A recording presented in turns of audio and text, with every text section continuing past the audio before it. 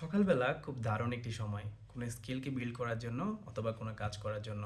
কিন্তু আজকের জেনারেশনে আমরা যারা আছি সবাই এই সকাল টাইমটা ঘুমের মধ্যেই পাস করে দেয়। প্রতিদিন নিজেকে কমিটমেন্ট করা সত্ত্বেও আমরা সকালবেলা আর উঠতে পারি না। তাই আমি সাইদ নওয়াজ আরমান আজকে থেকে 90 দিনের একটা চ্যালেঞ্জে যাচ্ছি। যে চ্যালেঞ্জে আমি প্রতিদিন সকাল 6টা থেকে সকাল 8টা পর্যন্ত 2 ঘন্টা করে ভিডিও এডিটিং শিখব।